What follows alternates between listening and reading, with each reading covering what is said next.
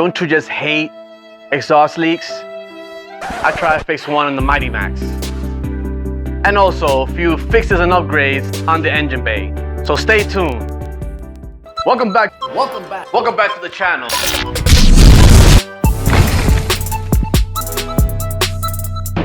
Everything with lube is better.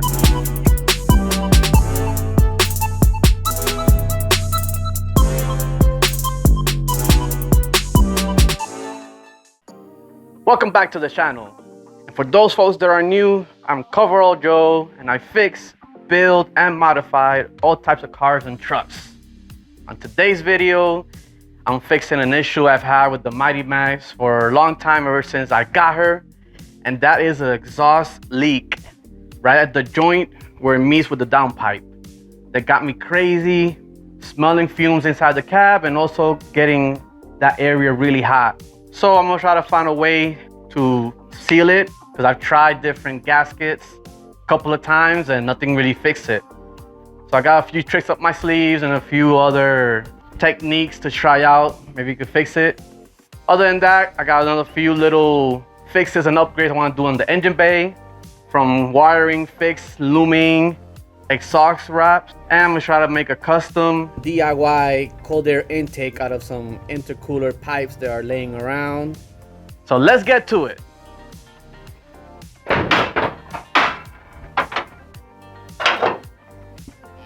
Whoa! Psst, psst. Hey, CoverAll Joe. Who are you? Yeah, I'm the future you. Future me? Forgetting something? I mean, I was gonna get to that.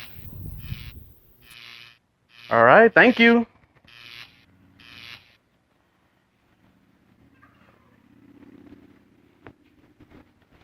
Oh, that was weird. I'll be right back. Eventually. And we're back. Now that we're all set, let's go ahead and jack up the Mighty Max just to make it easier to work on and start working on the exhaust.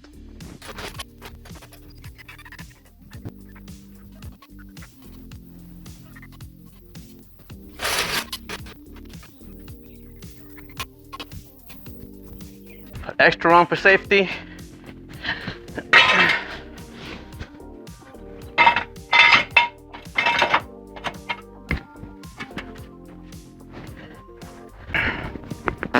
All right, now that she's raised, let's go ahead and take out the manifold bolts or nuts.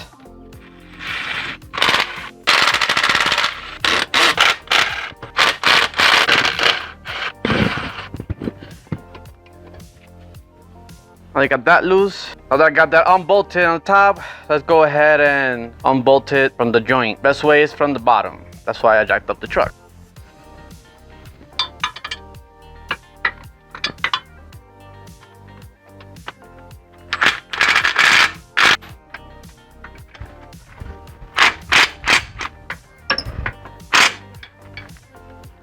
Bigger for smaller, we'll pay it has to do.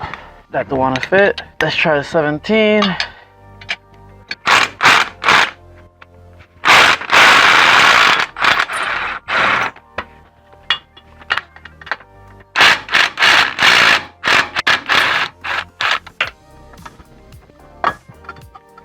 All right, so after removing one bolt and two nuts, it's free. Unplug the O2 sensor. Take out the header. Pretty rusty, and you can see here the signs where it's leaking. Let's put it on the table and see if we can take out the rest of the exhaust. Now we go ahead and unbolt it from this flange and get that section of the downpipe off. I have put some penetrating oil there and let it sit while I had lunch, so it should be better to break.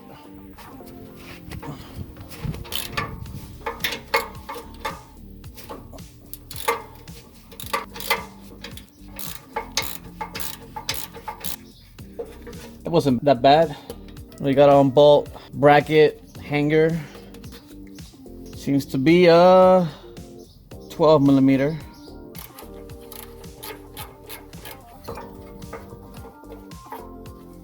Now we should be able to pry this forward. There it goes. It's loose. All right, let's try to wiggle it out.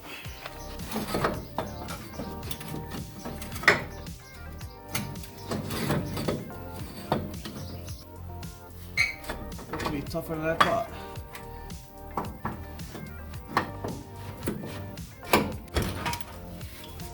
Alright, got that side loose. Let's see if I can get this side now out.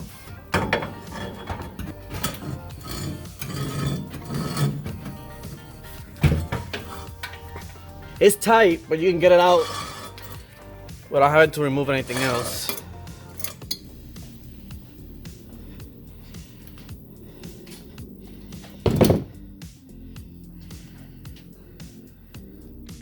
After further inspection, I saw a few little things that I might have to try to fix. One seems to be like a crack right here. I shine some light to see if I can see any glow of light, but doesn't seem to be a complete crack, but I'm still might try to weld that a little bit. Second, the flat mating surface apparently ain't too straight. Like I said, I've tried a couple of these gaskets already and they all leak. So I don't think it's the gasket. Might be the mating surface. Got a little straight edge here, and yeah, it's not completely flat. I'm gonna have to risk it and sand it down with a flap disc or something. Try to sand it down little by little. On the flange, well, it doesn't look too good either. I might as well hit it lightly, ever so lightly, and verify with a straight edge, cause it's pretty rough. Maybe all this pitting and whatnot doesn't make it flat enough. So I'm not gonna machine it. I don't got a big belt grinder so I can build it evenly. So I'm just gonna sand little by little and keep testing it with the flat edge, or with this one's a little bigger. And the downpipe mating surface doesn't seem that bad, but I'll just clean it. It looked fairly straight. Well, actually, not so much. Pretty low here where it's all black.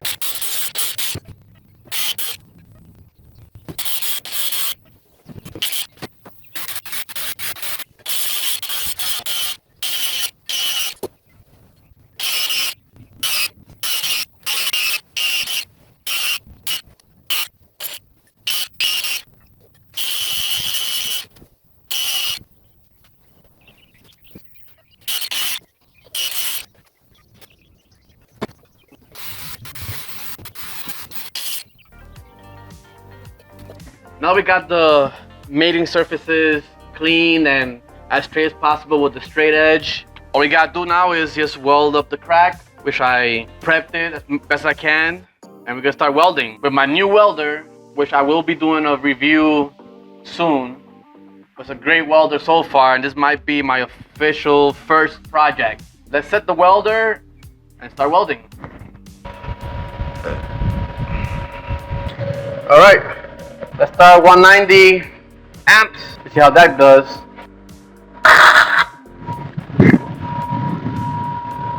Bring it down some.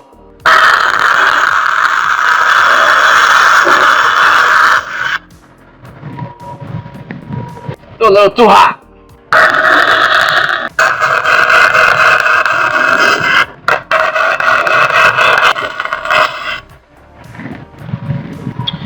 Well, it ain't pretty, but it will do. First time welding cast metal. I don't know the exact thickness, so I couldn't set it right. I just went from 180 all the way down to 100 amps. The 100 amps did a little better. I can probably go a little lower, but I sealed the crack, which is good enough for me. I went ahead, sanded, and grind off the surfaces using the straight edge. Make sure that it's straight enough. The downpipe, I actually went ahead and had a big dip. So I welded a little line, grinded it down, give it a little more thickness. I mocked everything up, it looks pretty good, so hopefully that'll fix that. Now, apart from the leaks, I also want to take care of the heat. The factory heat shield, like most of these cast iron manifolds, like these old, they break when you try to unbolt it. All the studs are broken, and instead of trying to fix that and put the factory heat shield back on, I went ahead and bought some exhaust heat wrap. Hopefully that'll help with the heat and also cosmetically pleasing than seeing this rusted cast iron manifold.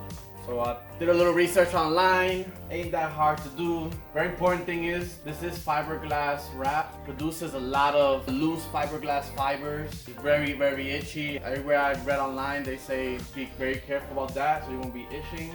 I do have a hack that hopefully will work out. But apart from that, they said do not soak it completely, just keep it damp. So I'm just gonna use a bottle of water and I'll just wet it really, really good. And while I work with it, I'll keep on spraying and keeping it damp. Obviously rubber gloves, disposable, so that way you can get rid of it after you're done.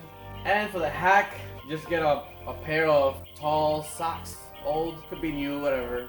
And I'm gonna make some disposable sleeves out of these. Let's take a look. This is what I think. You cut off the toe part of it and you slip it over like a sleeve. Let's just cut the toe part. And then you wear it like a sleeve. And wear the gloves. And that should help with the fiberglass fibers getting on your arms. And yes, you can use a long sleeve shirt, but then you gotta take it off and it's gonna just make it worse. So I think once I'm done, all I gotta do is take it off and the gloves and you're done. So hopefully that works. I'm gonna apply everything I learned in my research. So let's get to it. So also don't forget the mask. Put on one of the sleeves. Put on the gloves.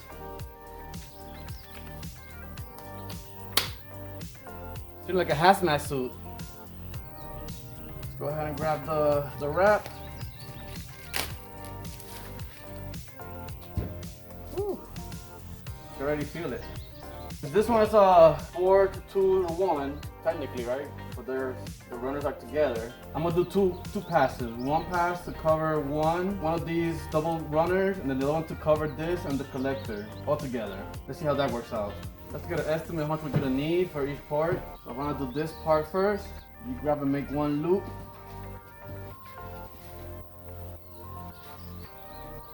More or less make one loop, and then count how many loops you're gonna need up to you finish the part. So that's 1, 2, 3, 4, 5, 6. So about 6 of this, 5 and 6. Got a little more just in case. Just gonna run it around. Just make sure it'll fit. Well, I think it's gonna work. All right. Let's go ahead and damp these.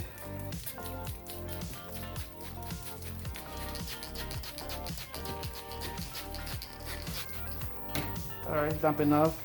I'm gonna start from the bottom to the top. One trick I did read online was to fold this like a triangle for the first one.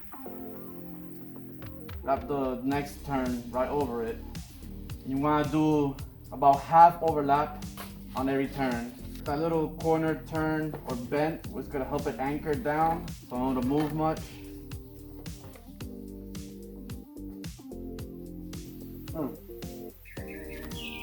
Start over. A little bit more longer.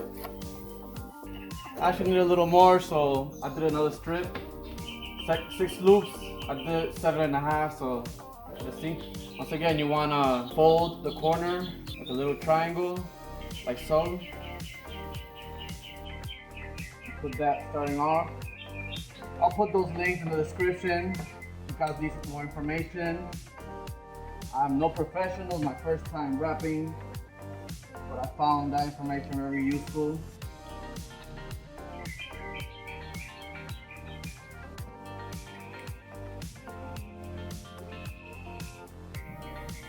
That looks pretty good. Before I use the metal tie, I'm gonna go ahead and use zip tie to hold it in place while I finish.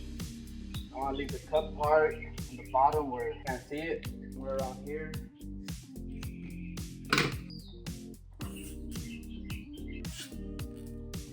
Well, here we go.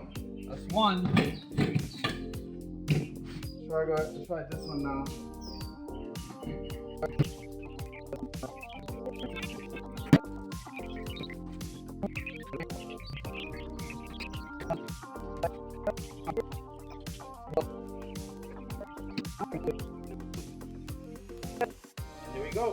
Got a little space there, but how much I can do, it's fine for now. Now to use the metal strap. Alright, so I'm gonna need 2 of these.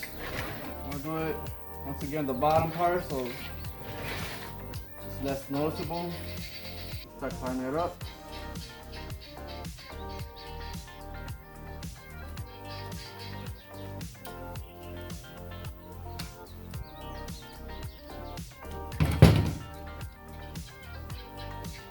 It's tight. This off. Twist it a little bit so it gets tighter. Then cut the excess. For the other one.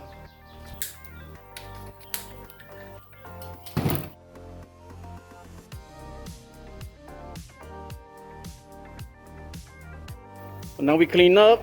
Remember, fiberglass particles everywhere.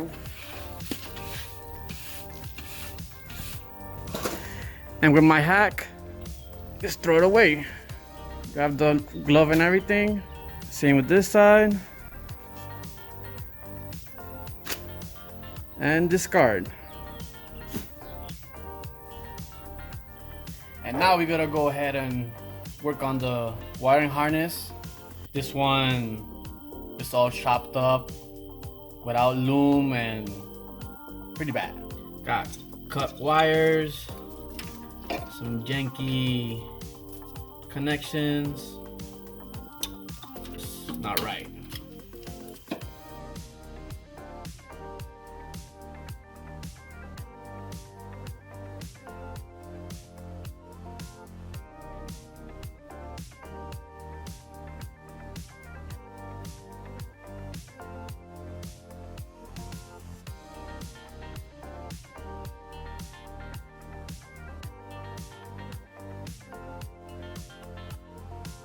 Okay, so now after connecting all the ripped and cut wires with some neat wire connectors with solder and heat shrink, it's pretty cool. Now they're all soldered and watertight. Now I'll put some of this loom to protect it, and we should be all done.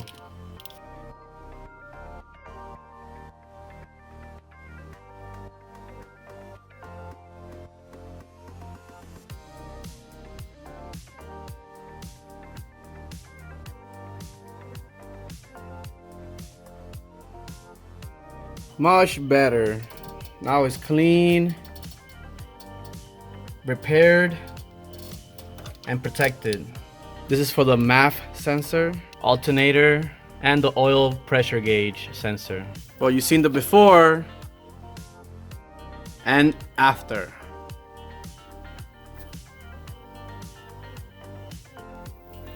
Well, now that we got that wrapped up, get it wrapped up, let's go ahead and install it on the Mighty Max. Easy as 3, 2, 1. There it goes, installed. I shot some exhaust manifold paint just to clean it up a little more. All bolted down. Also installed the factory firewall shield, which was missing. Hopefully that does it. And there we have it. Installed the manifold back on and the downpipe. Tried to get the leak fixed. Hopefully that works. We'll try out soon.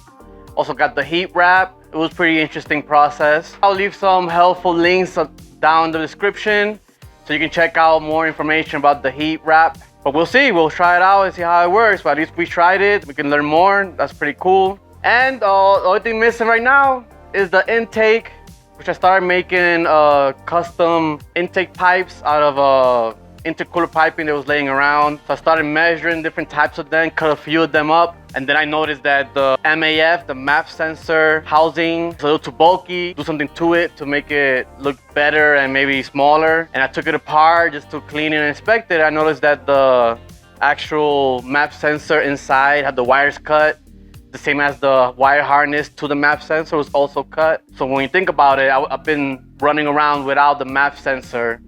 Maybe that's why I got a rough idle.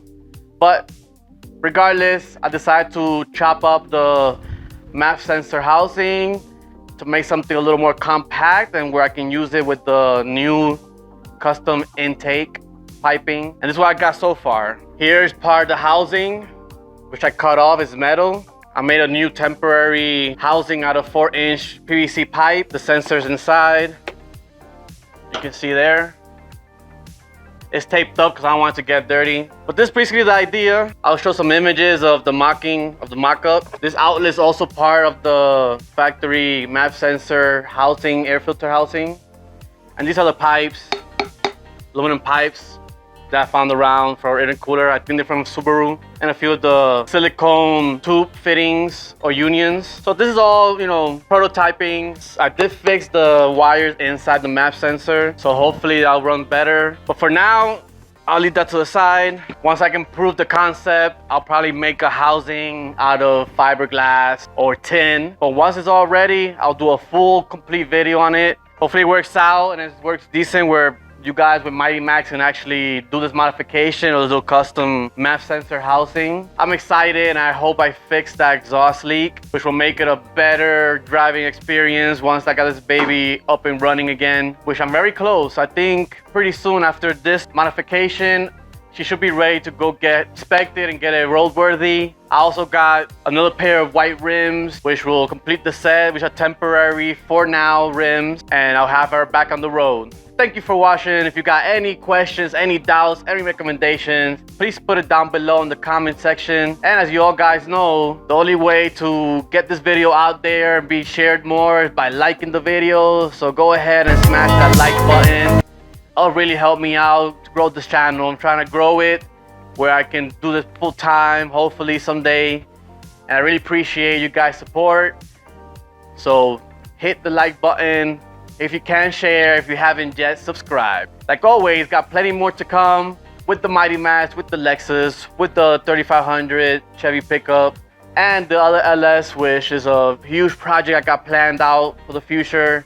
So stay tuned. And once again, thanks for watching. CoverAll out.